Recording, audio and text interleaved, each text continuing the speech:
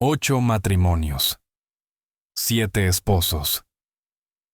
El mundo se rió de ella, llamándola una coleccionista de hombres. Los periodistas escribieron sobre su apetito insaciable por el sexo y el lujo. Se equivocaron en todo. Elizabeth Taylor no estaba persiguiendo el placer. Toda su vida fue una huida desesperada y llena de pánico de dos cosas: el dolor físico y el silencio ensordecedor de la soledad. Ella no cambiaba de hombres como de guantes. Estaba buscando a alguien que pudiera tomarle la mano mientras gritaba de dolor. Ella tenía todo aquello con lo que a la gente se le enseña a soñar, y todo aquello que se le enseña a temer más que a la muerte. Si miras la lista de sus diagnósticos médicos, no creerás que esta persona haya llegado a una edad avanzada. Escoliosis, fracturas de la columna vertebral, un caso gravísimo de neumonía, un tumor cerebral, cáncer de piel, 2 articulaciones de cadera artificiales y una adicción que podría haber matado a un caballo. Abriste este texto porque el nombre de Elizabeth Taylor está asociado con el glamour, los escándalos y la llamada vida dulce. Pero hoy vamos a borrar esta superficie brillante. No vamos a volver a contar los chismes de los años 1950. En cambio, responderemos 3 preguntas incómodas que Hollywood intentó silenciar durante medio siglo. Primero, ¿cómo el sistema de estudios convirtió a una niña sana en una paciente con dolor crónico? Segundo, ¿por qué sus romances legendarios no fueron el capricho de una estrella, sino una forma de anestesia necesaria? Y tercero, ¿cómo la mujer que era considerada una muñeca frívola terminó siendo, en última instancia, la única con los nervios de acero para mirar a la muerte de frente cuando comenzó la epidemia del SIDA? He leído cientos de páginas de datos biográficos y reportes médicos para mostrarte no a una estrella, sino a un ser humano vivo, atrapado en un cuerpo que la traicionaba constantemente. Lo que estás a punto de aprender no te hará envidiar sus diamantes, sino respetar sus cicatrices. Porque la historia de Elizabeth Taylor no es un melodrama, es una crónica de supervivencia bajo condiciones incompatibles con la salud mental.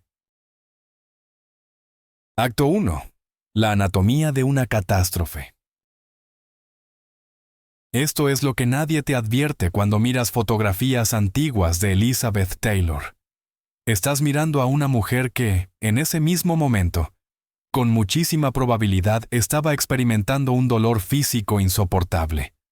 Estamos acostumbrados a percibir su cuerpo como un estándar. La mujer más bella del mundo. Proclamaban los titulares. Los hombres la deseaban, las mujeres querían ser ella. Pero si pudieras pasar siquiera un solo día dentro de su piel, devolverías ese boleto directamente a la taquilla.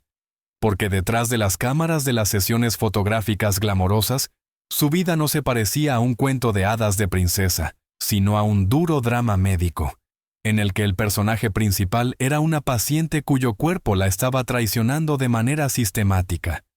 Aclaremos de inmediato las cifras, porque suenan como las estadísticas de bajas de un batallón de infantería, no como la biografía de una actriz. A lo largo de su vida, Elizabeth soportó más de 70 hospitalizaciones. 70. Eso es casi una cama de hospital por cada año de su vida.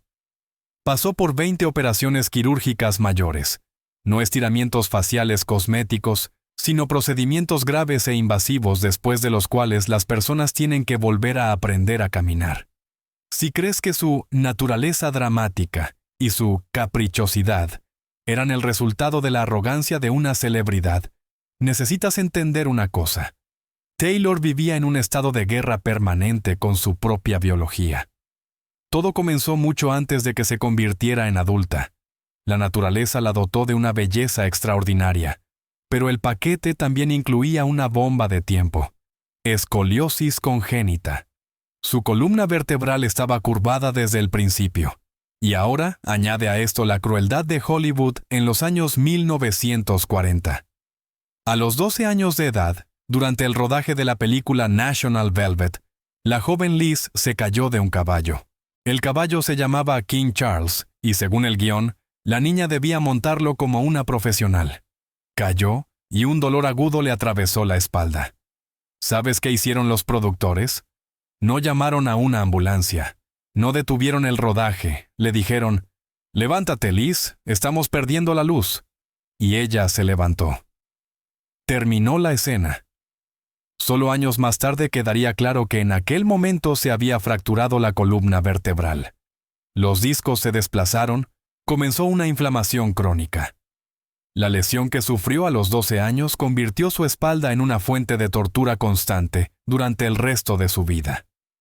Más adelante, necesitaría cirugías para fusionar vértebras y para implantar varillas de acero, pero el dolor nunca desaparecería por completo. Aprendió a caminar, sonreír y coquetear, mientras sus terminaciones nerviosas enviaban señales de auxilio a su cerebro.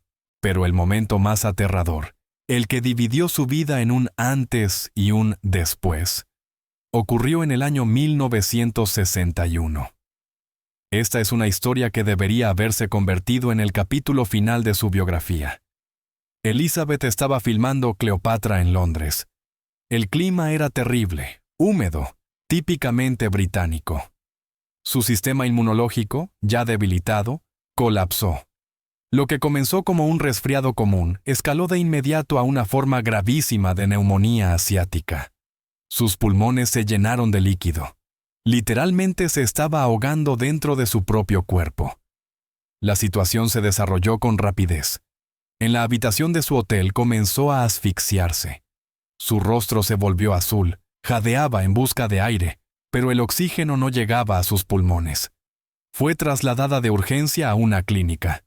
Los médicos constataron: no respiración, no pulso palpable, muerte clínica.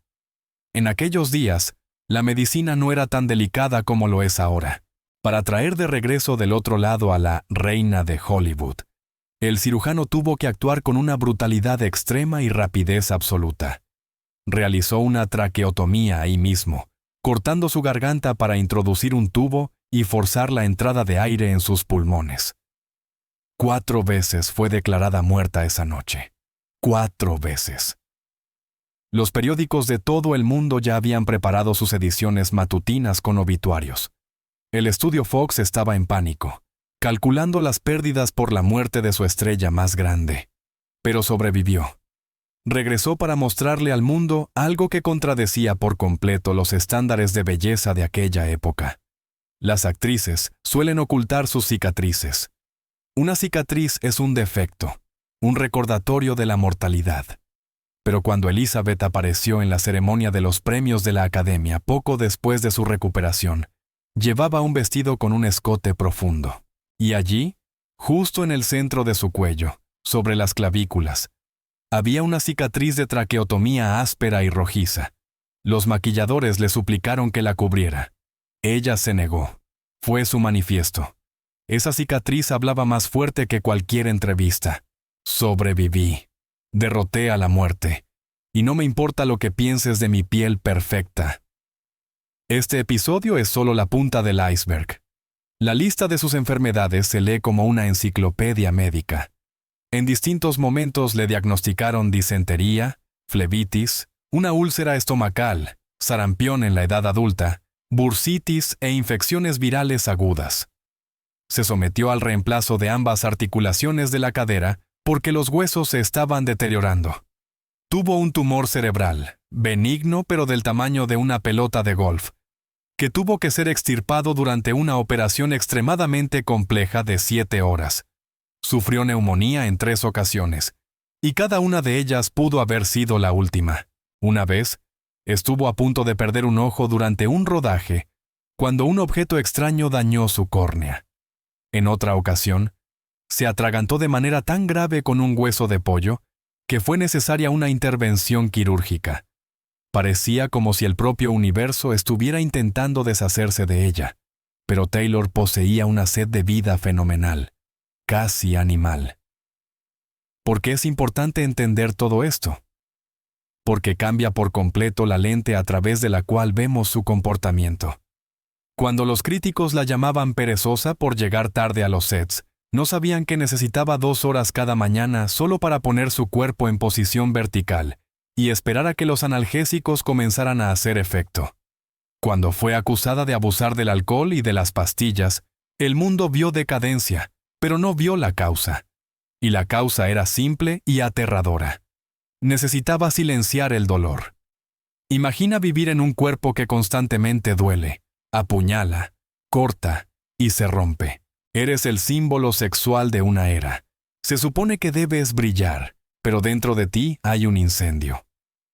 La medicina tradicional de ese tiempo ofrecía generosos puñados de opiáceos y barbitúricos, y ella los tomaba, no por placer, sino simplemente para poder funcionar. Su vida lujosa era una jaula dorada, dentro de la cual vivía un ser humano profundamente enfermo. Su adicción no comenzó con fiestas en clubes nocturnos. Comenzó con recetas médicas, escritas por doctores de los estudios cuyo trabajo era empujar a la actriz al set a cualquier costo. Pero el dolor físico es solo la mitad de la ecuación. Su cuerpo se estaba rompiendo porque estaba siendo explotado. Y para entender cómo se formó este mecanismo destructivo, necesitamos regresar al principio. Al lugar donde a una niña pequeña le enseñaron que no era un ser humano, sino la propiedad de una corporación. Acto 2. El laboratorio de Metro-Goldwyn-Mayer. Si el dolor físico era el ruido de fondo constante de la vida de Elizabeth, entonces, el trauma psicológico se convirtió en el cimiento sobre el cual se construyó este frágil rascacielos. Para entender por qué la Taylor adulta tragaba pastillas a puñados y cambiaba de esposos, debemos mirar el lugar donde fue ensamblada. Bienvenidos a la jaula dorada de Metro-Goldwyn-Mayer, en los años 1940. Muchas personas creen erróneamente que la carrera de una estrella infantil es un boleto ganador de lotería. Los padres sueñan con ver a sus hijos en la pantalla, asumiendo que la fama trae felicidad. En el caso de Elizabeth, esto no fue una infancia, sino una explotación industrial cuidadosamente planificada. Ella no simplemente se convirtió en una estrella. Fue cultivada en el tubo de ensayo del sistema de estudios, como un híbrido raro de orquídea diseñado exclusivamente para la venta. Cuando hablamos del sistema de Metro-Goldwyn-Mayer, no imagines a productores amables repartiendo dulces.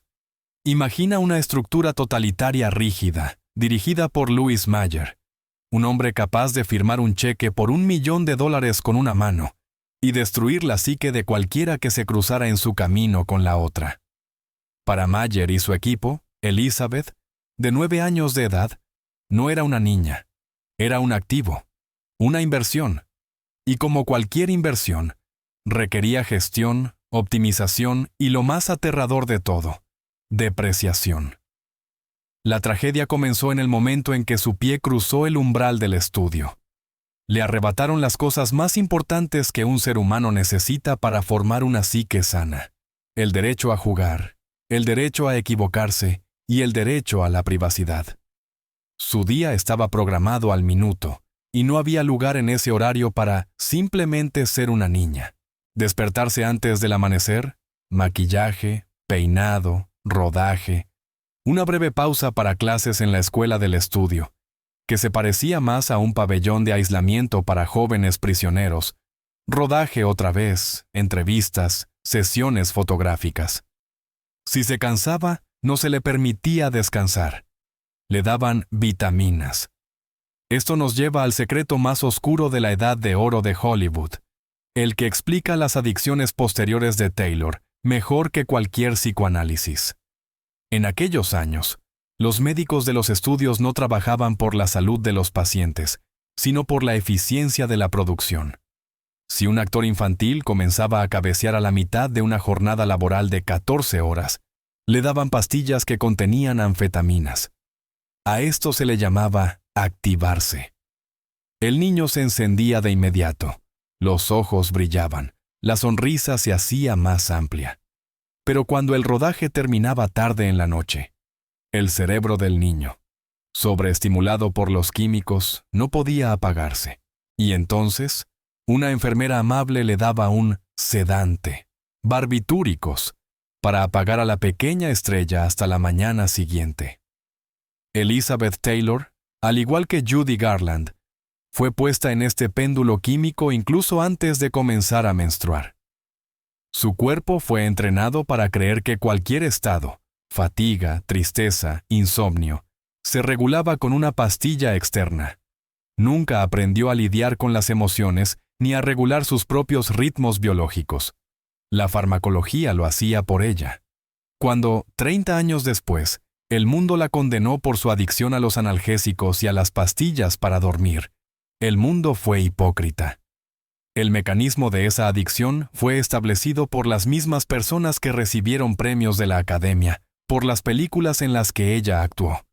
Pero el control sobre la química de su cuerpo era solo una parte del programa. El estudio también buscaba controlar el sentido de identidad de Elizabeth. La trataban como a un caballo de pura sangre en una exposición. Su apariencia era sometida a un análisis microscópico todos los días. La famosa historia sobre sus pestañas es un ejemplo vívido de cómo la veían.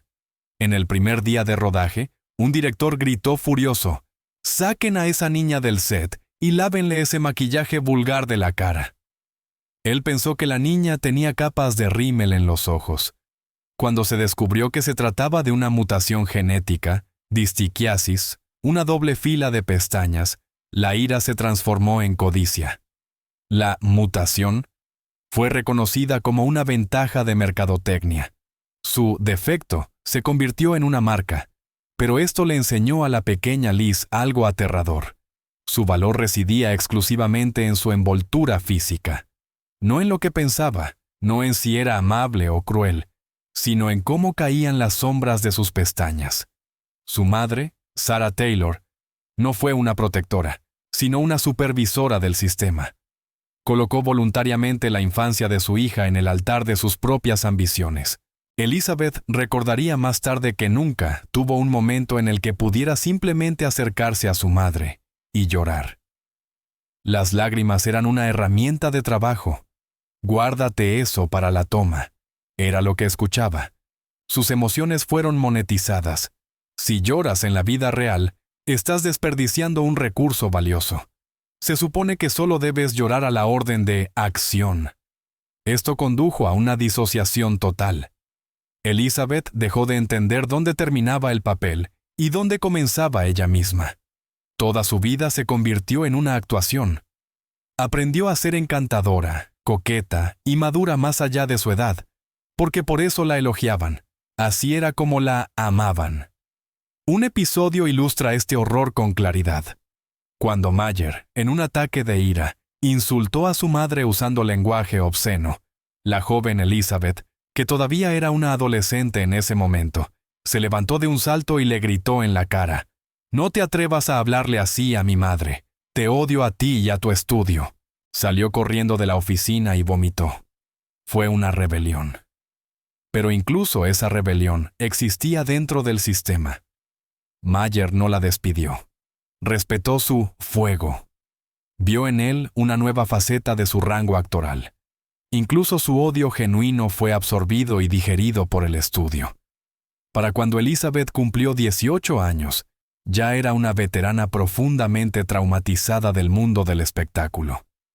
Tenía millones de admiradores, pero ni una sola habilidad para la vida real. No sabía atarse los cordones de los zapatos, no sabía cómo escribir un cheque y no tenía idea de cómo construir relaciones con personas fuera de un guión. El estudio creó un monstruo perfecto, una mujer con la apariencia de una diosa, las necesidades de una niña y las adicciones de una paciente crónicamente enferma. Y cuando este producto fue liberado en el mundo real, la catástrofe fue inevitable. Ella necesitaba desesperadamente a alguien que reemplazara al estudio, alguien que le dijera qué hacer y que la protegiera. Fue esta hambre, este vacío interior, y no la corrupción moral, lo que la empujó a los brazos de los hombres. No estaba buscando sexo, estaba buscando un nuevo estudio, un nuevo director, que le diera sentido a su existencia. Y esas búsquedas fueron agonizantes. Acto 3. Alcohol y escándalos como anestesia. Si antes expliqué la fisiología de su dolor y la mecánica de su trauma, entonces la historia con Richard Burton explica cómo intentó vivir con todo eso. Y aquí es donde se encuentra el mayor engaño de la cultura pop del siglo XX. El mundo recordó a Liz y Dick como el símbolo definitivo de la pasión romántica. Las revistas brillantes nos vendieron una imagen hermosa. El yate Calisma amarrado en Portofino, el diamante Krupp de 33 quilates, abrigos de piel, aviones privados y un amor que incendiaba ciudades. Fue la boda del siglo, una luna de miel interminable de las dos personas más bellas del planeta. Pero si despojas esta historia del dorado hollywoodense, no verás un melodrama, sino un duro drama psicológico sobre dos personas profundamente infelices que se usaban mutuamente como una droga poderosa. Su relación no fue un romance en el sentido convencional. Fue el encuentro de dos sobrevivientes de una catástrofe. Fue la unión de dos alcohólicos altamente funcionales que encontraron el uno en el otro al único ser capaz de comprender la magnitud de su devastación interna. Para entender la dinámica de este vínculo, hay que mirar a Richard Burton no como a un gran actor, sino como a un ser humano. Hijo de un minero galés, intelectual, cínico, que odiaba Hollywood y se despreciaba a sí mismo por haber vendido su talento teatral por el dinero de la industria cinematográfica. Estaba lleno de rabia, autodesprecio y desprecio por el mundo. Y bebía. Bebía como beben las personas que quieren borrar su propia identidad. Y entonces conoció a Elizabeth en el set de Cleopatra en Roma. El año era 1962. Ella tenía 29 años, él 36. A su alrededor estaban los decorados más caros de la historia del cine. El Vaticano condenó oficialmente su relación, llamándola vagancia erótica.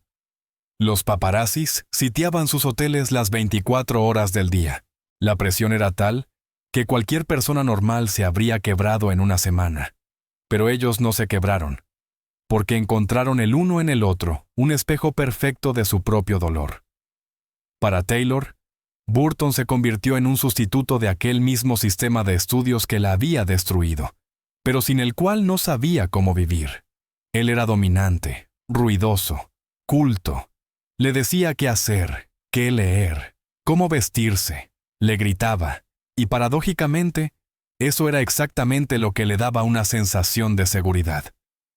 Después de una infancia en la que había sido controlada por productores sin rostro con fines de lucro, el control de un hombre locamente enamorado de ella se sentía como la forma más elevada de amor. Necesitaba un director para su vida, y Burton tomó el megáfono con gusto. ¿Y qué encontró él en ella? Vio en la estrella caprichosa lo que otros no veían. Una fuerza vital salvaje e indomable, y el mismo vacío sin fondo que existía dentro de él. Sus legendarias peleas, de las que los tabloides escribían con deleite, no eran una señal de mal carácter, eran una forma de sentirse vivos. Imagina esto. Ambos están constantemente bajo el efecto de un cóctel de analgésicos, en el caso de ella, y litros de vodka, en el de él. Los sentimientos están embotados. El rango emocional está reducido por la química. Para atravesar este muro de algodón de la anestesia, hay que gritar. Hay que romper platos. Hay que lanzar objetos pesados. Sus peleas eran una forma de desfibrilación. Sacudían la sangre para asegurarse de que sus corazones todavía latían. El silencio les resultaba insoportable, porque en el silencio llegan los fantasmas, su dolor físico y su terror existencial. Así que llenaban el aire de ruido, escándalos y pasión. El alcohol en su matrimonio no era un acompañante de la diversión, sino un tercer participante que mantenía la estructura unida. La ración matutina de Burton a menudo no comenzaba con café, sino con vodka. Elizabeth, cuyo cuerpo requería alivio constante del dolor debido a sus problemas de espalda, cayó con facilidad en ese ritmo. Crearon un mundo sellado, una burbuja con sus propias leyes de la física. En ese mundo era normal tomar champaña en el desayuno y cenar un escándalo, seguido de una reconciliación sellada con la compra de una joya valorada en $1 millón. Los diamantes, por cierto, también formaban parte de esta terapia patológica. Taylor no era simplemente avara de piedras brillantes. Cada regalo de Burton, ya fuera la famosa perla peregrina o el diamante Taylor Burton, era una especie de vendaje colocado sobre una herida emocional. Era un lenguaje mediante el cual Burton decía: «Lo siento, estoy tan roto como tú». Y para ella, poseer esos tesoros era una manera de anclarse, de sentir su propia importancia de forma material y tangible, cuando su propio cuerpo se sentía ajeno y frágil. Pero ¿por qué este amor del siglo estaba condenado? Porque no se puede construir una casa sobre una base hecha de trauma compartido. Dos personas que se están ahogando pueden aferrarse la una a la otra durante un tiempo para no hundirse solas, pero no pueden nadar hasta la orilla. Su divorcio, luego su nuevo matrimonio y después otro divorcio, no fueron el resultado de que el amor se apagara. El amor nunca desapareció, hasta el final de sus días. El divorcio fue un acto de autopreservación. A mediados de los años 1970, Elizabeth comenzó a entenderlo. Si se quedaba con él, moriría, físicamente. Su cuerpo, agotado por cirugías y alcohol, ya no podía soportar el ritmo impuesto por Burton. Su autodestrucción era más rápida y más agresiva. Ella no se fue por otro hombre. Se fue para sobrevivir. La historia de Liz y Dick es una lección sobre cómo el trauma atrae al trauma. Fue una folie à deux, una locura de a dos, hermosa, trágica y absolutamente destructiva. Le mostraron al mundo no un cuento de hadas sobre un príncipe y una princesa, sino una crónica honesta y sangrienta de cómo dos personas intentan silenciar un grito interior utilizándose mutuamente. Y cuando Burton murió, Elizabeth se quedó sola entre las ruinas de este gran imperio de sentimientos. Pero fue precisamente esta experiencia, la experiencia de atravesar el infierno juntos y salir de él sola, la que la preparó para la siguiente etapa. Comprendió que el amor no es solo posesión y pasión. A veces, el amor es la capacidad de soltar, para no arrastrarse mutuamente hacia el fondo. Sin embargo, antes de llegar a esta sabiduría, todavía tenía que soportar un golpe más, infligido no por el alcohol ni por los escándalos, sino por un silencio repentino y ensordecedor. Un golpe que ocurrió mucho antes de Burton y que dio forma a su miedo a la pérdida para siempre. Acto 4. La muerte que dio origen al hambre de posesión. Si la historia con Burton fue la crónica de 2 décadas de tormenta, entonces el capítulo sobre Mike Todd es la historia de un solo relámpago, después del cual el mundo quedó sumido en la oscuridad para siempre. Para entender por qué Elizabeth Taylor tenía un miedo pánico a la soledad y al silencio, por qué se aferraba a la vida con enormes y ávidas manos, debemos examinar el acontecimiento que partió su psique limpiamente en dos. En la imaginación pública, Mike Todd es apenas el esposo número 3, una figura de transición entre el aburrido Michael Wilding y el escandaloso Eddie Fisher. Pero la realidad es esta. Mike Todd fue el arquitecto de la personalidad adulta de Elizabeth Taylor, y su muerte se convirtió en el verdadero paciente cero en la epidemia de sus miedos. Para el momento en que conoció a Todd, en el año 1956, Elizabeth tenía 24 años. Era una mujer que ya estaba cansada de la vida. Estaba divorciada, casada de nuevo, tenía 2 hijos y una carrera que no le pertenecía. Era una muñeca hermosa que era movida de un lugar a otro. Y entonces apareció Todd. Mike Todd no era simplemente un productor. Era un elemento, un huracán en forma humana. Tenía 23 años más que ella. Era ruidoso, vulgar, un showman brillante que creó el formato de película de 70 milímetros y produjo la película La Vuelta al Mundo en 80 días. Irrumpió en su vida no con flores, sino con un ariete. No le pidió su opinión. Le informó que, a partir de ese momento, estarían juntos. Para otra persona, ese comportamiento habría parecido abusivo. Pero para Taylor, que había crecido dentro de un sistema de control rígido de los estudios, la dominación de Todd se convirtió en una droga. Por primera vez, el estudio no estaba representado por un consejo de directores sin rostro, sino por un solo hombre que la adoraba. Se convirtió en su padre, su amante, su manager y su protector al mismo tiempo. La llamaba Baby y tomaba todas las decisiones por ella. A su sombra, se sintió segura por primera vez. Podía relajarse porque Mike sostenía el cielo sobre sus hombros. Esos fueron los únicos 13 meses de su vida, en los que fue absoluta e incondicionalmente feliz, sin una mezcla de dolor. Estaba embarazada, amada y protegida. Y entonces, llegó el 22 de marzo de 1958. El día que le demostró a Elizabeth que la felicidad no es un regalo, sino una trampa. Mike debía volar a Nueva York en su avión privado, al que, en un arrebato de amor y vanidad, había bautizado The Lucky Liz. Elizabeth le rogó que la llevara con él. Ya estaba empacando sus maletas, pero el destino, con su cruel sentido del humor, intervino en la forma de su viejo enemigo, la enfermedad. Taylor desarrolló fiebre, comenzó una bronquitis. Mike, preocupado por su salud, le prohibió categóricamente volar. Le dijo: «Quédate en casa, recupérate, volveré en un par de días». Ella se quedó. El avión despegó. Unas horas más tarde, The Lucky Liz entró en una tormenta de hielo sobre Nuevo México. La aeronave se estrelló con tal fuerza y explotó con tal violencia que los cuerpos solo pudieron ser identificados mediante registros dentales. De Mike Todd, el hombre que había sido todo su universo, solo quedaron fragmentos carbonizados y un anillo de bodas milagrosamente preservado por el fuego.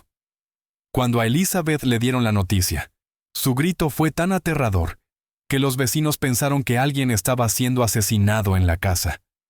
En cierto sentido, eso era exactamente lo que estaba ocurriendo.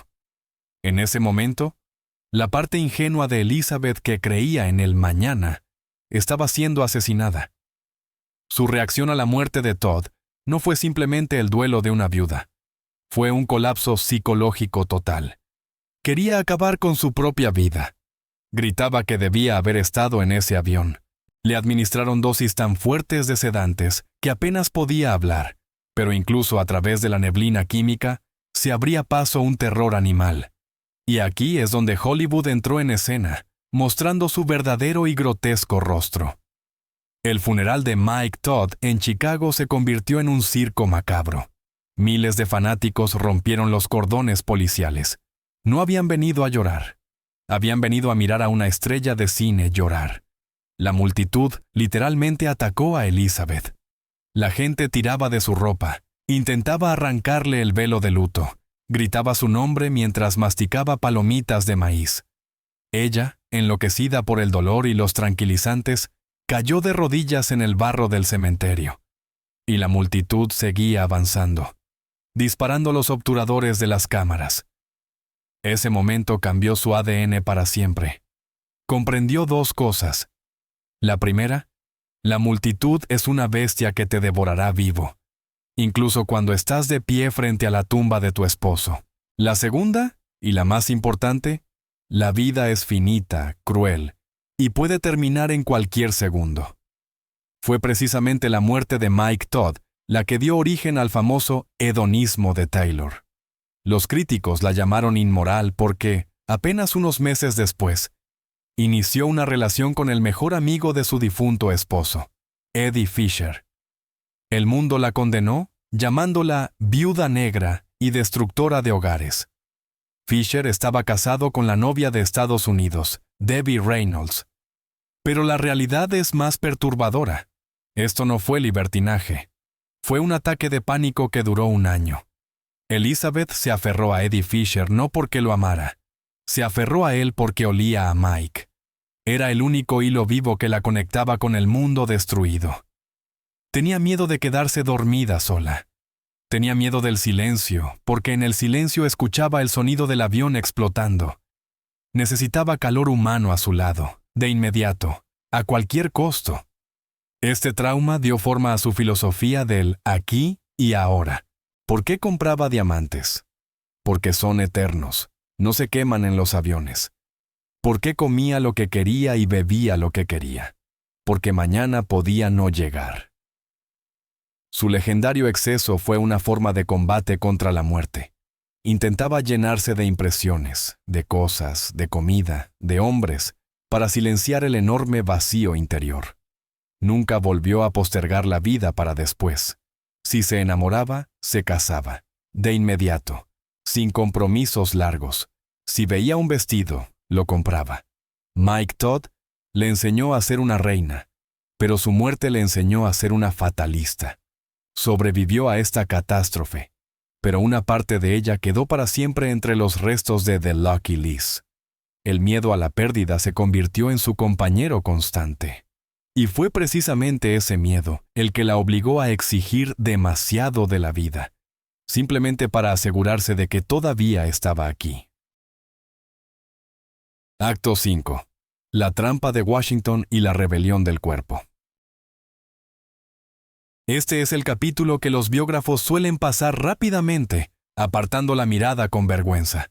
Es precisamente aquí donde nace la imagen de la Liz gorda, la figura ridiculizada por los comediantes de Saturday Night Live. Pero si queremos entender la verdadera profundidad de su caída y su posterior resurrección, debemos observar con atención este periodo vergonzoso. Porque aquí se encuentra la respuesta a la pregunta: ¿qué le sucede a una mujer acostumbrada a hacer el sol cuando intentan convertirla en una lámpara de escritorio? En el año 1976, Elizabeth comete un error típico de muchas mujeres agotadas por el caos. Después de 2 divorcios, desgastada por montañas rusas emocionales, decide que quiere normalidad. Quiere estabilidad, respetabilidad y silencio. Y encuentra todo esto en la persona de John Warner, un republicano apuesto e imponente, exsecretario de la Marina, que aspira al Senado de los Estados Unidos de América. Parece el escenario perfecto. La reina de Hollywood se convierte en la primera dama de Virginia. Pero la realidad superó todas las expectativas de la manera más cruel posible. Washington resultó no ser un puerto tranquilo, sino una zona de alienación, gobernada por reglas incompatibles con la naturaleza de Elizabeth Taylor. Para comprender la tragedia de este matrimonio, debemos recordar quién era Elizabeth. Era una criatura hecha para la expresión. Vivía a través de las emociones, se vestía de forma provocativa, hablaba en voz alta, reía hasta hacer temblar las paredes. Y el papel de la esposa de un senador en el Washington conservador de finales de los años 1970 exigía exactamente lo contrario: invisibilidad, obediencia y trajes color beige. Durante la campaña electoral de Warner, él utilizó su fama sin ningún pudor. Elizabeth viajó por pueblos remotos de Virginia, estrechó manos de agricultores, sonrió en mítines. La gente no iba a escuchar al aburrido político Warner. Iban a ver a la Cleopatra viviente. Literalmente lo cargó hasta el Senado sobre sus hombros. Pero una vez ganadas las elecciones, el decorado cambió. El moro ha cumplido su deber. El moro puede marcharse. De pronto, Elizabeth se encontró encerrada en un apartamento del complejo Watergate. El recién nombrado senador Warner desaparecía en el trabajo hasta altas horas de la noche, porque la política exige tiempo. ¿Y Elizabeth? A ella le dijeron: no llames la atención. Se le prohibió usar sus queridos vestidos escotados, porque eso no era protocolo. Se le aconsejó no expresar su opinión sobre asuntos políticos, porque se suponía que la esposa de un senador solo debía asentir. A ella, una mujer acostumbrada a mandar en los sets de filmación, se le asignó el papel de un broche decorativo en la solapa de su esposo. Y aquí fue donde comenzó el verdadero infierno. El enemigo más peligroso para una persona dependiente no es el estrés ni el duelo. Es el aburrimiento, el aislamiento. Elizabeth se encontró en una jaula dorada sin nada que hacer. No conocía a nadie en Washington. Las esposas locales de los políticos, damas recatadas y rígidas, la despreciaban, considerándola una actriz vulgar. Era un elemento ajeno. ¿Cómo reaccionó su cuerpo ante esta privación sensorial? Comenzó una rebelión. El mito dice que Elizabeth Taylor aumentó de peso porque era una mujer descuidada y glotona. La realidad nos dice que su obesidad durante ese periodo fue una forma de protección psicológica y la única manera disponible de llenar el vacío interior. La comida se convirtió en un sustituto de todo: sexo, fama, trabajo, comunicación. Comía no porque tuviera hambre. Comía para sentir algo, cualquier cosa, distinta de la soledad ensordecedora. Pollo frito, puré de papas, pasteles de chocolate se convirtieron en sus únicos amigos en el apartamento vacío. El peso aumentaba rápidamente. De una esbelta estatuilla, se transformó en una matrona pesada. Dejó de caber en sus famosos vestidos. Pero la comida era solo la mitad del problema. En Washington, sus viejos demonios, el alcohol y las pastillas, regresaron con fuerza duplicada. Imagina esta escena. Una de las mujeres más famosas del mundo se sienta sola entre 4 paredes, en pijamas que no se ha cambiado en 2 semanas, mirando televisión y mezclando metódicamente Jack Daniels con Percodan, un potente analgésico. Bebía para matar el tiempo. Bebía para adormecer el resentimiento hacia su esposo, que la ignoraba. Bebía para no sentir el dolor en la espalda, que se había vuelto insoportable debido al exceso de peso. Fue precisamente en ese momento cuando la prensa asestó su golpe más cobarde. Los tabloides aparecieron con titulares que gritaban «Liz gorda». Los paparazzis la cazaban, intentando capturar el ángulo más desfavorable, mostrando una papada y una cintura desdibujada. El gran John Belushi, en Saturday Night Live, se puso un vestido de mujer, lo rellenó con almohadas y se atragantó con una pierna de pollo, parodiando a Taylor. Todo Estados Unidos se rió. Para una mujer cuya autoestima había sido construida desde la infancia sobre su belleza sobrenatural, esto equivalía a un linchamiento público. Ella veía esos periódicos, veía esos programas, y eso la hacía beber y comer aún más, cerrando el círculo vicioso de la autodestrucción. Era una espiral de muerte. El clímax de esta pesadilla llegó de la manera más grotesca y casi humillante posible, que sin embargo, se convirtió en un punto de inflexión. Una noche, Elizabeth se atragantó con un hueso de pollo. Suena a anécdota, pero la situación fue crítica. El hueso quedó alojado tan profundamente en su esófago que los médicos tuvieron que realizar una cirugía de emergencia para extraerlo. Pero la parte más aterradora no fue esa. Al examinar a la paciente, los médicos quedaron horrorizados por el estado general de su cuerpo. Su hígado estaba al límite, su corazón funcionaba de manera errática debido al peso y a los medicamentos. Les quedó claro. Si continuaba así, no viviría para llegar a los 50 años. Elizabeth salió de la anestesia y comprendió que había tocado fondo. Tenía sobrepeso, estaba enferma. Era la esposa no deseada de un político indiferente, y el mundo entero se reía de ella. La ilusión de una vida normal se desmoronó en polvo, y entonces hizo algo que en aquel momento era inaudito para una estrella de su magnitud. No ocultó el problema detrás de un comunicado pulido sobre agotamiento nervioso. Admitió la derrota. Su familia organizó una intervención. Elizabeth, siempre orgullosa y desafiante, esta vez no se resistió. Se internó voluntariamente en el centro Betty Ford, una clínica para el tratamiento de alcohólicos y drogadictos. Hoy en día, la rehabilitación de celebridades es algo rutinario, parte de una estrategia de relaciones públicas. Pero en aquel entonces, a comienzos de los años 1980, admitir que eras alcohólica significaba poner una cruz sobre tu reputación. Las estrellas de la Edad de Oro no iban a rehabilitación. Morían en sus mansiones, detrás de cortinas cerradas, salvando las apariencias. Judy Garland, Marilyn Monroe, ninguna de ellas pidió ayuda públicamente. Elizabeth Taylor se convirtió en la primera superestrella en decir abiertamente: «Soy alcohólica, soy drogadicta y necesito ayuda. Su estancia en la clínica se convirtió en un purgatorio. No había sirvientes, no había diamantes. La obligaron a limpiar baños, hacer su cama y sentarse en círculos con personas comunes, amas de casa, mecánicos, empleados, hablando de su dolor. Todas las máscaras le fueron arrancadas. Allí, en la terapia de grupo, por primera vez en 40 años, fue simplemente Elizabeth, no Elizabeth Taylor. Fue un proceso doloroso de deconstrucción de su personalidad. Tuvo que volver a aprender a vivir sin muletas químicas. Tuvo que aceptar su cuerpo, que había cambiado. Tuvo que aceptar el hecho de que su matrimonio con Warner era una ficción. Pero fue precisamente esta caída en el barro, esta trampa de Washington, la que paradójicamente la salvó. Habiendo pasado por la humillación de la obesidad y el infierno de la desintoxicación, mató a la caprichosa prima donna dentro de sí misma. Una mujer diferente salió del centro Betty Ford.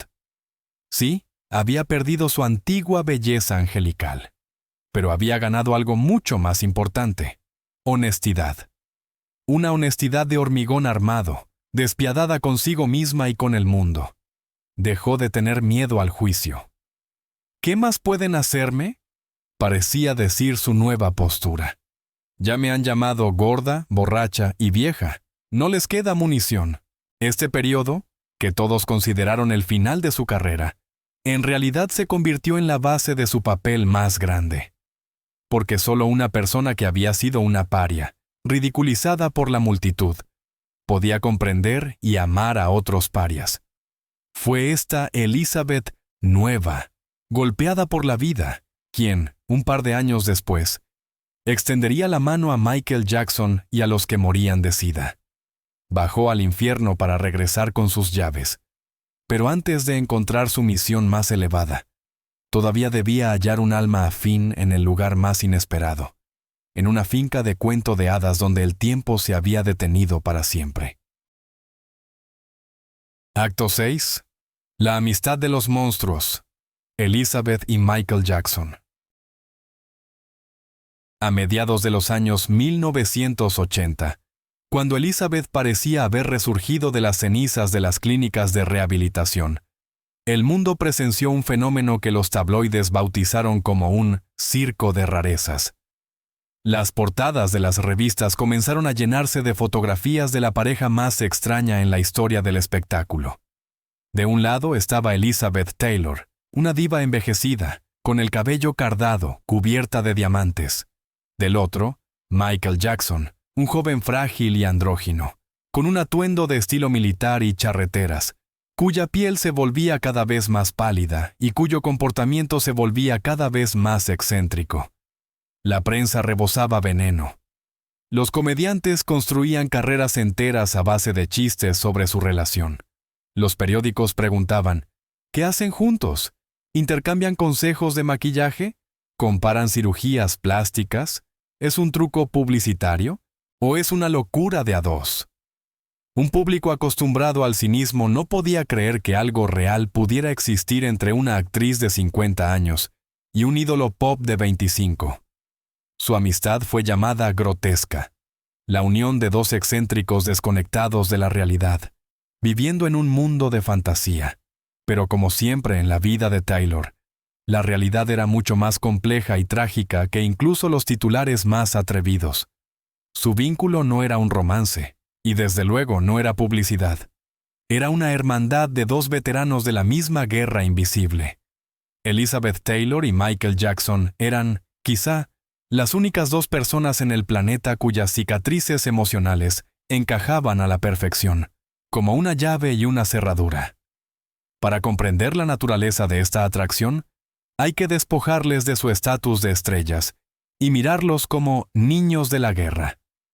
Ambos fueron víctimas del mismo crimen, el robo de la infancia con fines comerciales. Ya hemos hablado de cómo Metro-Goldwyn-Mayer robó la infancia de Liz, alimentándola con anfetaminas y obligándola a trabajar con un horario de adulto. Michael Jackson pasó por una trituradora idéntica, solo que en su caso el capataz no fue un estudio. sino su propio padre con un cinturón en la mano. Y el escenario no fue Hollywood, sino los clubes llenos de humo del llamado Circuito Negro de Estados Unidos.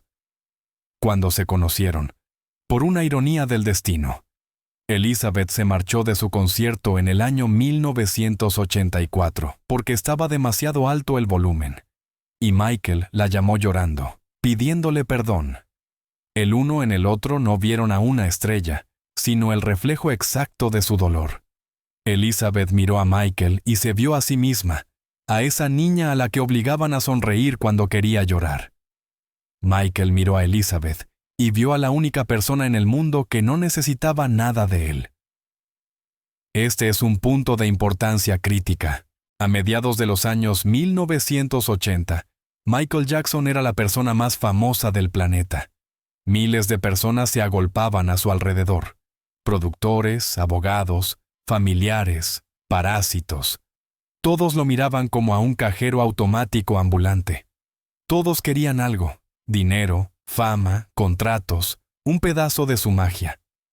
Elizabeth Taylor era la única que, en una escala histórica, era más rica, más famosa y de mayor estatus que él. No necesitaba su dinero, tenía el suyo. No necesitaba su fama, estaba cansada de la propia. En su presencia, Michael podía relajarse. No tenía que ser el rey del pop. Podía ser simplemente un chico asustado y solitario. Por eso el famoso rancho Neverland se convirtió para ellos no en un parque de diversiones, sino en un búnker. Para el mundo exterior, Neverland era un símbolo del infantilismo de Jackson, un lugar con carruseles, un zoológico y un tren. Para Elizabeth y Michael, era una zona de seguridad terapéutica, un lugar donde el tiempo podía retroceder. Iban allí para terminar de jugar aquello que nunca se les permitió jugar en la infancia. Imagina esta escena surrealista. La mujer que interpretó a Cleopatra y el cantante que creó Thriller sentados en el suelo en pijama, comiendo helado con las manos, viendo caricaturas de Disney y dándole manía a un elefante. El mundo lo llamó extraño. Elizabeth lo llamó sanador. Les decía a los periodistas, defendiendo a su amigo con la furia de una leona: él es la persona menos extraña de todas las que conozco. Ella entendía que su excentricidad, sus intentos de rodearse de niños y juguetes, no eran perversión, sino un intento desesperado de construir un mundo donde no te golpean, no te humillan y no te obligan a trabajar. Ella misma había pasado toda su vida intentando construir un mundo así con esposos y diamantes. Michael lo construyó con carruseles, herramientas distintas, pero el agujero en el alma era el mismo. En esta relación, Elizabeth asumió un papel que nunca logró realizar plenamente con sus propios hijos, debido a su carrera y al caos de su vida personal. Se convirtió en una madre para Michael. No una madre que exige éxito, sino una que protege de manera incondicional. El momento más revelador de esta amistad llegó en el año 1993, cuando surgieron las primeras acusaciones de abuso infantil contra Jackson. Fue el instante en que todos le dieron la espalda al rey del pop. Se rompieron contratos, los amigos dejaron de contestar el teléfono, la prensa ya estaba construyendo el cadalso. Las estaciones de radio retiraron sus canciones del aire. En ese momento, Elizabeth Taylor se encontraba al otro lado del mundo. Cuando se enteró de la persecución, voló de inmediato a su lado. No se limitó a apoyarlo por teléfono. Se interpuso físicamente entre él y la multitud. Voló con él a Singapur, en el punto más alto del escándalo, cuando su sistema nervioso colapsó y se volvió dependiente de los analgésicos, otro punto trágico de coincidencia entre ambos. Más que nadie, ella conocía ese infierno de la adicción. Lo alimentaba con cuchara cuando no podía comer. Le sostenía la mano cuando sollozaba. Salía a enfrentar a los periodistas furiosos y les gritaba en la cara que Michael era inocente. Fue un acto de valentía increíble. Al apoyar a un hombre que los medios ya habían marcado como abusador, estaba poniendo en riesgo lo que quedaba de su reputación, su imperio empresarial, su fundación contra el SIDA. Todo podía venirse abajo por la asociación con un Jackson tóxico. Pero a Elizabeth no le importaban los riesgos. Sabía lo que significaba ser falsamente acusada. Recordaba haber sido llamada asesina después de la muerte de Todd y puta después del romance con Burton.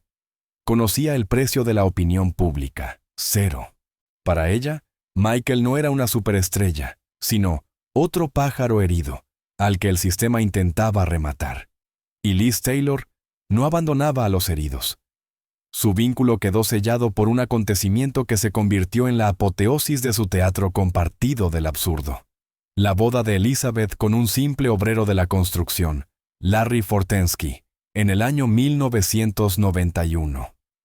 La boda tuvo lugar, por supuesto, en Neverland. El padre de la novia había muerto hacía mucho tiempo, y fue Michael Jackson quien la acompañó hasta el altar. Esa imagen vale más que 1000 palabras. Michael, con su rostro antinatural, y Elizabeth, con un vestido lujoso valorado en millones. Parecía un cuento de los hermanos Grimm, pasado por un baño de ácido. Pero dentro de ese gesto estaba la verdad más profunda. Michael fue el único hombre en su vida que nunca la traicionó ni la abandonó, a diferencia de sus esposos. Fue su compañero espiritual. Elizabeth solía decir: Michael y yo no tenemos edad. Somos 2 almas viejas que nunca crecieron. Esta amistad le dio a Elizabeth algo que le había faltado desesperadamente después de la ruptura con Burton y la humillación en Washington: la sensación de su propia fuerza y sabiduría. Al defender a Michael, se sentía fuerte. Al cuidarlo, se sentía necesaria. En esta extraña unión, encontró energía para sus batallas posteriores. Cuando la gente se reía de sus fotografías, donde aparecen sentados en cámaras de oxígeno o paseando con Bubbles, el chimpancé, no entendían lo esencial. Veían las excentricidades de ricos ociosos. Pero en realidad estaban observando a 2 sobrevivientes de un accidente aéreo del mundo del espectáculo, construyendo una balsa con los restos para no ahogarse en un océano de soledad. Esta amistad duraría hasta el final. Cuando Michael murió en el año 2009, el corazón de Elizabeth se rompería por completo. Ella le sobreviviría solo 2 años. Después de su muerte, diría una frase que lo resume todo: no creo que nadie supiera cuánto nos amábamos. Fue el amor más puro y desinteresado de mi vida. Pero antes de partir hacia la eternidad tras su amigo, Elizabeth aún tenía que realizar un último truco brillante. Un truco que convertiría su nombre en oro y le daría los recursos para cambiar el mundo. Iba a demostrarle a Hollywood que incluso si te han dado por terminada como actriz, todavía puedes comprar ese estudio completo, con todo y cerrojo. Acto 7. ¿Cómo vender tu propio aroma para comprar la libertad? Hacia finales de los años 1980, Elizabeth Taylor se enfrentó a un problema que había destruido más destinos de Hollywood que las drogas y el alcohol juntos. Ese problema se llamaba falta de rentabilidad. La situación era paradójica. Su nombre era conocido por cada persona del planeta que tuviera un televisor. Su rostro era la marca más reconocible del siglo XX, comparable quizás solo con una botella de Coca-Cola y con Mickey Mouse. Pero como actriz, era considerada veneno para la taquilla. Los productores tenían miedo de contratarla, era demasiado cara, exigía condiciones reales, y lo más importante, nadie podía garantizar que no terminaría en un hospital el primer día de rodaje. Las compañías de seguros se negaban a asegurar proyectos en los que ella participara. Elizabeth se encontró atrapada por su propia leyenda. Tenía la fama de una emperatriz, pero sus ingresos se evaporaban rápidamente. Y la vida de Elizabeth Taylor era cara, muy cara. Y mantener propiedades, un gran personal, gastos médicos, seguridad y, por supuesto, su insaciable pasión por las subastas de joyas requería millones de dólares en efectivo cada año. La mayoría de las estrellas, en una situación así, se deslizan lentamente hacia papeles humillantes como celebridades ceremoniales, cortando listones en supermercados o vendiendo sus viejos vestidos en subastas. Pero Elizabeth Taylor no era la mayoría de las estrellas. Era una mujer que había sobrevivido a una craneotomía y a 7 esposos. Miró a la industria y entendió esto. Si Hollywood ya no quería comprar su actuación, ella les vendería otra cosa. Algo que no se pudiera ver en la pantalla, pero que sí se pudiera poseer. Les vendería su esencia, su aroma. Así nació un imperio empresarial que no solo la salvó de la bancarrota, sino que la hizo más rica que en los años más fastuosos de Cleopatra. Hablamos de una revolución en el mundo de las fragancias que comenzó con el perfume Passion y alcanzó su punto máximo absoluto con el legendario White Diamonds. Para entender la genialidad de este movimiento, hay que recordar el contexto del mercado en el año 1987. Antes de Taylor, el concepto de un perfume de celebridad se consideraba vulgar, una señal de mal gusto. Había habido intentos de Sophia Loren y de Cher, pero fracasaron. Gigantes de la perfumería como Chanel y Dior creían que las fragancias debían vender un sueño abstracto, no a una persona viva y concreta, especialmente a una tan escandalosa como Liz. Cuando Taylor llegó a la directiva de Elizabeth Arden con la idea de su propia fragancia, el silencio cayó sobre la sala de juntas. Los mercadólogos se tocaban las sienes con los dedos, susurraban en los pasillos. ¿Quién querría oler como una mujer de 55 años, con sobrepeso, antecedentes de alcoholismo y 8 divorcios? Ellos pensaban que estaban vendiendo sexo y juventud. Pero Elizabeth conocía a su público mejor que cualquier egresado de una escuela de negocios.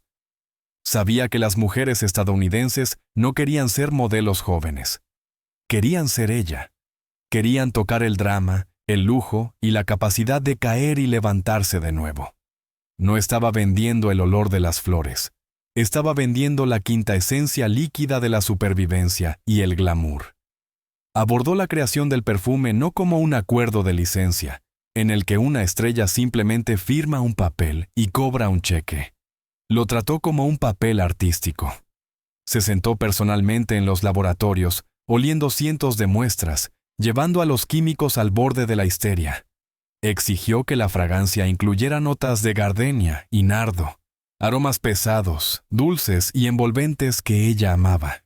Decía, tiene que oler como si yo acabara de entrar en la habitación. Y cuando White Diamonds fue lanzado en el año 1991, ocurrió algo que cambió para siempre la economía del mundo del espectáculo. La campaña publicitaria de esta fragancia entró en los libros de texto de mercadotecnia. En un comercial en blanco y negro, Elizabeth, filmada con enfoque suave para disimular su edad, se quita un arete de diamantes y dice con su voz ronca y lánguida, «Estos siempre me han traído suerte». Era una mentira que se convirtió en verdad. Los diamantes no le trajeron suerte, le trajeron consuelo en momentos de dolor. Pero millones de mujeres en todo el mundo creyeron. Al comprar una botella por $50, una ama de casa de Ohio no estaba comprando una solución alcohólica. Estaba comprando un boleto a un mundo donde los hombres te regalan diamantes Krupp, donde vuelas en jet privado a Roma y donde eres una reina a pesar de todas tus cicatrices. Elizabeth inventó lo que hoy llamamos mercadotecnia parasocial, la base misma sobre la cual hoy se construyen los imperios de las Kardashian. Rompió la cuarta pared. Hizo giras por las tiendas departamentales Macy's y Bloomingdale's. No eran sesiones de autógrafos, eran casi disturbios. Miles de mujeres asaltaban los mostradores. La seguridad tenía que formar cordones. Elizabeth se sentaba en un trono, literalmente. Sonreía, tomaba a las fans de las manos y las rociaba con su perfume como un sacerdote rocía agua bendita. Miraba a los ojos de esas mujeres, cansadas, no ricas, envejecidas, y ellas veían en ella a su protectora. Era una de ellas, solo que cubierta de diamantes. El éxito fue astronómico. White Diamonds se convirtió en la fragancia de celebridad más vendida en la historia de la humanidad. Las ventas se midieron en miles de millones de dólares. Elizabeth Taylor, descartada como actriz, se convirtió en una magnate del perfume. Pero el giro más importante de esta historia no está en las cifras. está en la estructura del acuerdo y en el propósito del dinero. A diferencia de estrellas ingenuas, Elizabeth insistió en recibir no una tarifa fija, sino un porcentaje de las ventas, regalías. Esto la hizo independiente de cualquier estudio, de cualquier productor y de cualquier hombre. Por primera vez en su vida, a los 60 años, se volvió completamente y absolutamente libre en lo financiero. Ya no necesitaba actuar en malas películas por un sueldo. Ya no necesitaba tolerar los caprichos de esposos ricos. Y aquí vemos la verdadera grandeza de su diseño. ¿A dónde fue ese dinero vainilla de la venta del glamour? Fue a la guerra. Elizabeth Taylor utilizó los ingresos de su imperio de fragancias para financiar su fundación contra el SIDA, la Fundación Elizabeth Taylor contra el SIDA. Literalmente convirtió la vanidad humana en medicina. Cada mujer que compraba una botella de White Diamonds se convertía, sin saberlo, en patrocinadora de la investigación sobre el VIH, de programas de intercambio de jeringas y de cuidados paliativos. Fue un esquema brillante, casi al estilo de Robin Hood. Tomó dinero del sistema capitalista de consumo jugando con sus propias reglas, vendiendo un sueño, y redirigió esos flujos hacia lugares a los que el Estado y la sociedad tenían miedo de mirar, para ayudar a los parias moribundos. White Diamonds se convirtió en su verdadero Oscar, no por actuar, sino por producir vida. Demostró que incluso cuando el cuerpo envejece y la voz se debilita, la marca Elizabeth Taylor sigue siendo un motor eterno. En los años 1990 y los 2000, cuando ya se desplazaba en silla de ruedas, fueron los cheques de Elizabeth Arden los que le permitieron mantener esa misma corte en la que almas rotas como Michael Jackson encontraban refugio. Compró su libertad para ser ella misma, excéntrica, ruidosa, generosa. La ironía del destino es esta. Los críticos decían que lanzar un perfume era vender aire. Elizabeth demostró que ese aire podía ser más duro que los diamantes. Dejó atrás un modelo de negocio que hoy siguen Jennifer López, Rihanna y Beyoncé. Pero ninguna lo hizo con una escala tan existencial. Ella no simplemente lanzó un perfume, selló su espíritu de resistencia dentro de una botella. Y cada vez que alguien se rocía White Diamonds, queda suspendido en el aire un recordatorio invisible. Puedes estar rota, puedes ser traicionada, pueden darte por terminada, pero mientras huelas como una reina, eres una reina. Ahora tenemos todas las piezas del rompecabezas, su dolor físico, su trauma psicológico del sistema de estudios, sus romances trágicos, su caída al fondo en Washington, su amistad con Michael y su triunfo financiero. Solo queda una cosa: unirlo todo y colocar el punto final en esta historia increíble. Acto 8. Redención. Este es el final hacia el que toda su vida se estaba moviendo. Y este es el capítulo en el que el guión de su destino da su giro más inesperado, casi bíblico. Si esto fuera una película de ficción, el público diría que un final así era demasiado grandioso e increíble. Pero la realidad, como sabemos, siempre supera las expectativas. A comienzos de los años 1980, Elizabeth Taylor parecía haber llegado al final del camino. Se había convertido en la reina de lo basura, el rostro de los perfumes, una heroína de chistes y una viuda rica. La conclusión lógica de una biografía así habría sido un desvanecimiento silencioso en una mansión en Bel Air, rodeada de sirvientes y retratos de exesposos. El mundo ya la había descartado como un artefacto cultural del pasado. Pero fue precisamente en ese momento, cuando nadie esperaba nada de ella excepto otro divorcio u otra cirugía estética, cuando Elizabeth Taylor hizo algo que ningún presidente, ningún líder religioso y ninguna estrella de Hollywood respetable había logrado hacer. Se levantó de su trono de terciopelo y se fue a la guerra. Para entender la escala y el heroísmo de su acto, debemos sumergirnos en la atmósfera del año 1985. Era un tiempo de terror medieval con un telón de fondo de neón de los años 1980.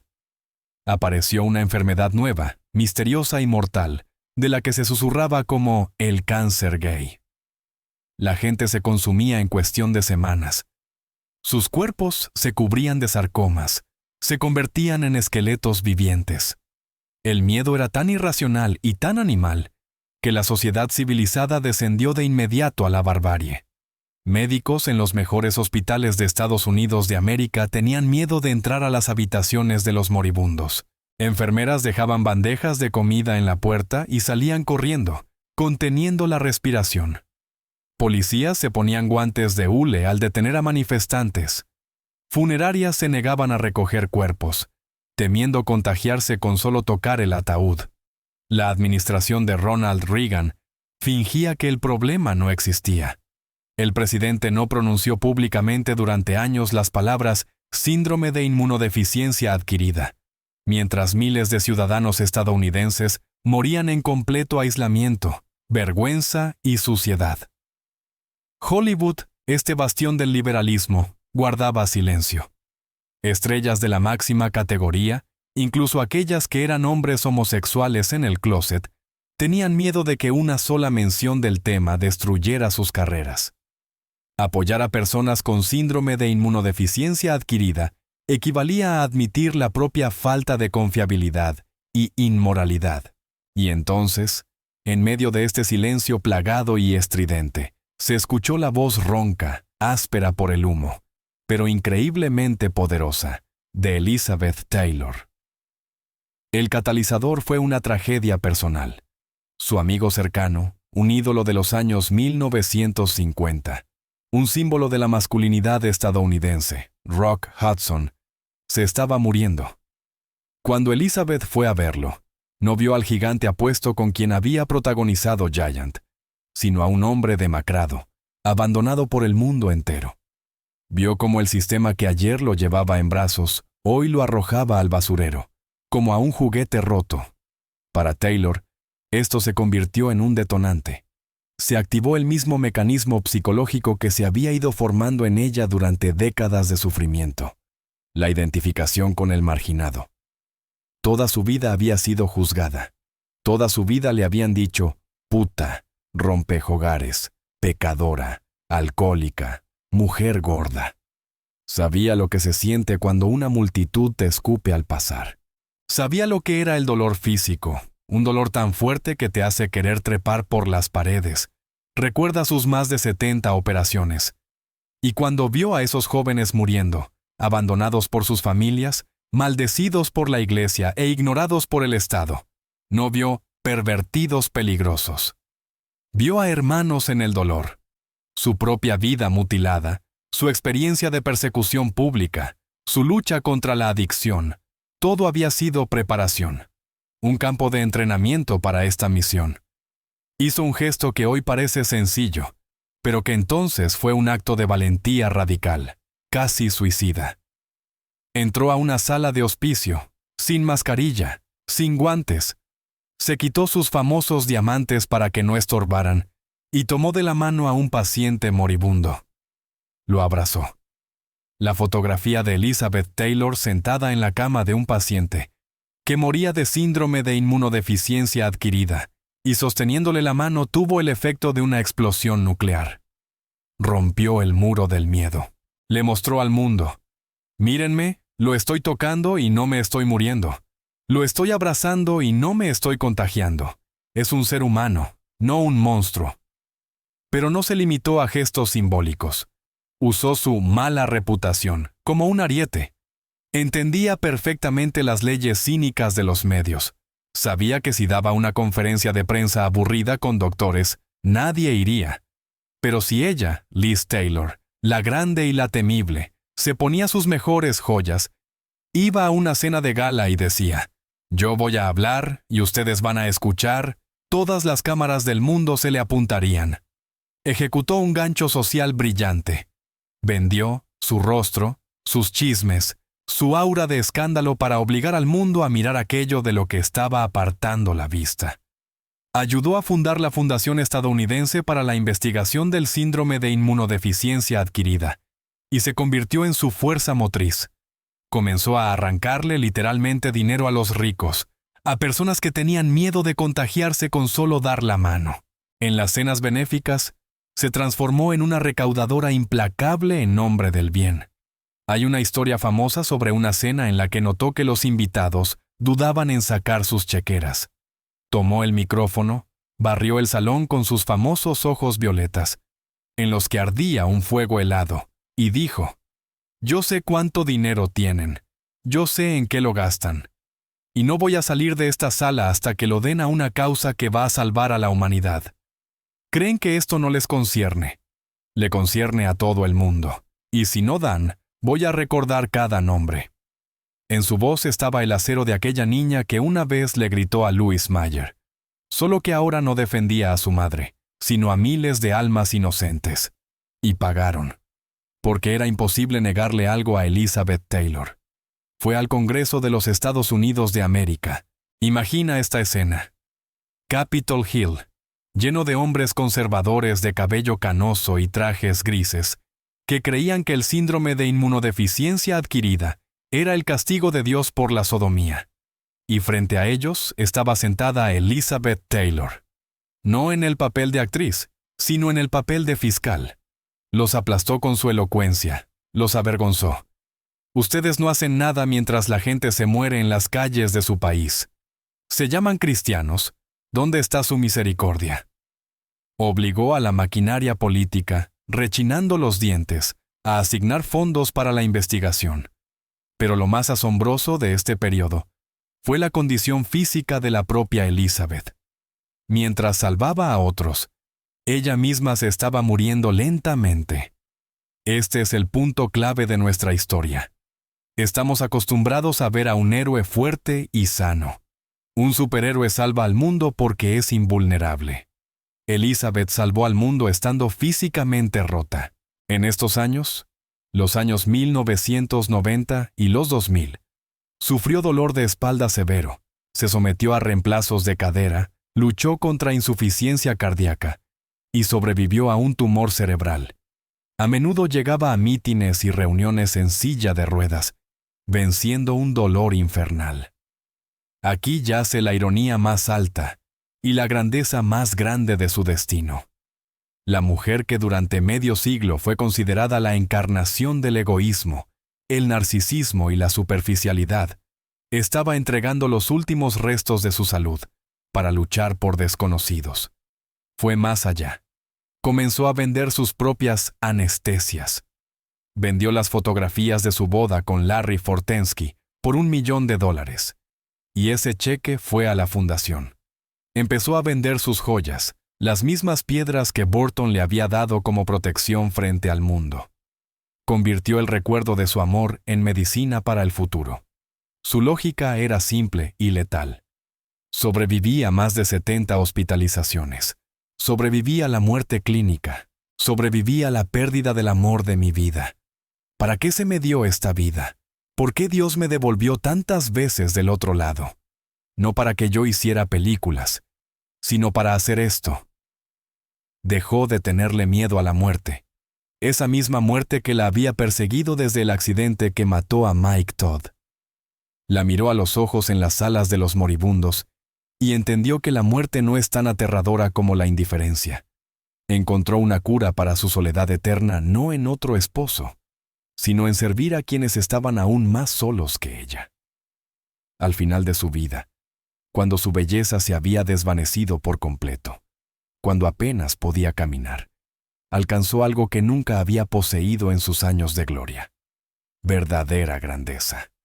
No brillo de Hollywood, sino grandeza humana. Los periodistas que la habían perseguido durante décadas se vieron obligados a admitir la derrota. Ella les ganó a todos. Le ganó a todo el sistema de la celebridad. Demostró que la mujer del escándalo, la devoradora de hombres, la prima donna caprichosa, eran solo máscaras, detrás de las cuales estaba una guerrera, herida, rota, dependiente de medicamentos, pero absolutamente irrompible, una guerrera de luz. No hay una curación milagrosa en el final de esta historia. Elizabeth Taylor murió el 23 de marzo de 2011 por insuficiencia cardíaca. Su corazón, que había amado demasiado, dolido demasiadas veces y cargado con demasiado dolor ajeno, simplemente se cansó de latir. Tenía 79 años, pero no se fue como una actriz olvidada de un siglo pasado. Se fue como una persona que cambió el curso de la historia. Millones de personas que hoy viven con virus de la inmunodeficiencia humana vidas largas y plenas gracias a medicamentos cuya investigación ella financió. Ese es su papel más grande. Un papel por el que no se entrega ningún premio de la academia, pero por el que se concede la inmortalidad. De verdad vivió una vida marcada por el demasiado. Demasiado dolor, demasiados esposos, demasiadas pastillas, demasiados diamantes. Pero al final, dejó detrás demasiado bien. Y ese es el único demasiado que importa frente a la eternidad. Comenzamos esta historia con una pregunta. ¿Cuál es el precio de la vida de Elizabeth Taylor? Ahora ya conoces la respuesta. El precio fue una lucha diaria contra un dolor que no se detenía ni un solo minuto. La historia de Liz Taylor no es una biografía brillante. Es un manual de supervivencia. Es la prueba de que incluso si fuiste quebrada en la infancia, incluso si fuiste diseccionada como una rana frente al mundo entero, incluso si cometiste 1000 errores y caíste hasta el fondo absoluto, siempre existe la posibilidad de convertir tus cicatrices en tu superpoder. Ella nos demostró que vivir con moderación es aburrido. Hay que vivir, amar y luchar a toda velocidad. Aunque duela, especialmente cuando duele. Si este análisis cambió la forma en que ves a Elizabeth Taylor y quieres conocer la verdad sobre otros íconos cuyas vidas fueron destruidas por el mismo sistema, sobre Marilyn Monroe, que no era una rubia tonta, o sobre Judy Garland, a quien Hollywood mató, suscríbete al canal ahora mismo. Porque Liz fue solo la punta del iceberg. Y recuerda, la realidad siempre es más interesante que el mito. Nos vemos la próxima vez.